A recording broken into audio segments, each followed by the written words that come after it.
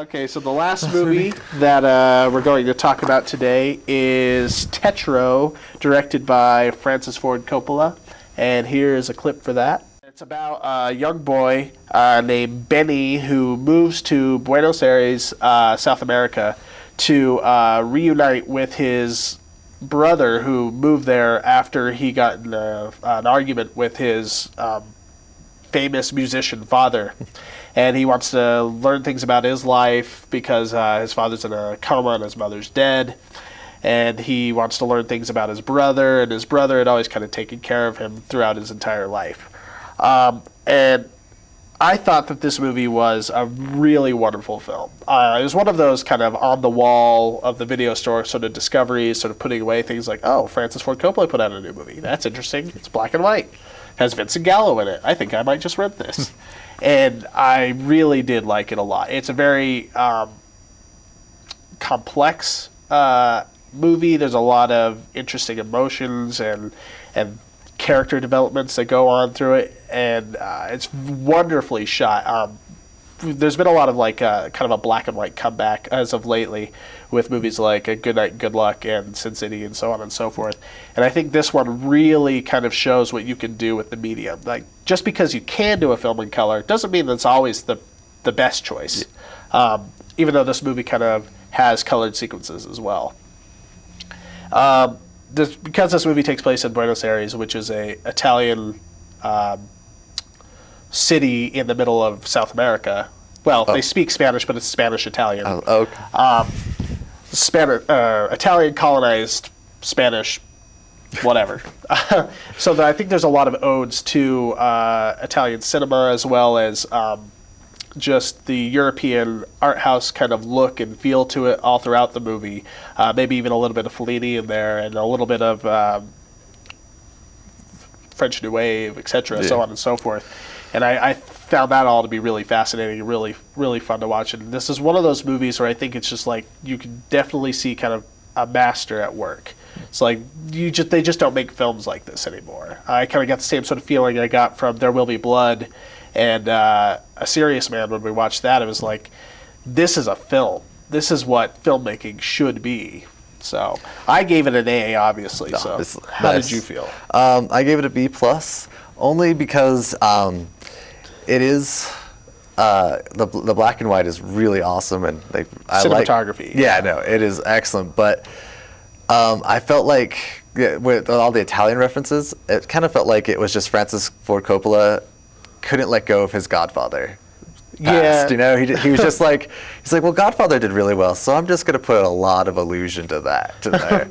But this isn't a gangster film. That's true. No, there's no gangsters or anything. It's a character piece. Very good, but I just felt a lot of the Italian references and stuff were just him just trying to remember the Godfather's awesomeness.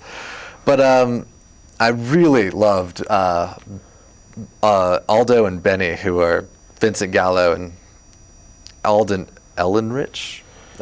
Yeah, kind of a new guy on the scene. Yeah, very reminiscent of a young DiCaprio. The two brothers, and they're just really interesting working together, and they have a lot of great dialogues. And when they're finding out the secrets of each other, and it just builds on itself. It's a lot of fun, and they both want to be writers, and there's a lot of poetic irony. Yeah. One thing, when Benny first gets on the island, his brother's in a cast. At the end of the movie, he's in the cast and his brother's not. Fun little things like that. Yeah, no, it's got a lot of good play in it that makes it really interesting through the whole way. Yeah. And his Aldo's not quite wife, the main character, she's just really fun. She's like the very sympathetic mother that they never had kind of lady, but she's fun through the whole thing. Keeps things interesting and helps Benny find out the secrets, and it kind of plays devil's advocate. And it's fun to see the little theater circuit in Buenos Aires and sort of how that works. And I don't know if it's even the way it is there. I kind of doubt that it is. But I sort of like the idea of it. Just this little theater community that's going on, and the writers around it. Very bohemian. Yeah, I think it's a lot of people could like this movie because it feels like a classic movie. Like a lot of people watch it because it just reminds them of the old 50s and 60s movies. Yeah. Because it feels a lot like one of those. And then it's got all these modern references like cell phones and which threw me off. Also, so you feel like it should be in the 60s, and then then there's this big 2008 film festival that they join in, and that's how it really puts a period to it, which is helpful because you get lost and you're not really sure what's going on because they all wear really out of dated, Saturday Night Fever suits. Stuff, which I'm sure maybe that's how it is in Buenos Aires right now. Maybe, especially with the theater crowd wanting to stay vintage or something like that. So the only reason this didn't make the A+ for me is because I feel like the movie kind of overends.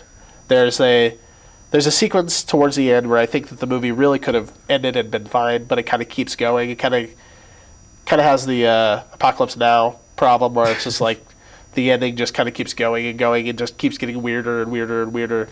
And there was I think about 10 minutes too long. They should have just cut it off and left more to the imagination. But I still thought this was definitely a really underlooked film this year. Oh yeah, no, I never even heard about it until you mentioned it to me. So this is definitely one to go and find and check out. All right, so that's our show today. Thanks for watching Videoclerks. You can also check us out on youtube.com/Videoclerks. Read, comment, and subscribe.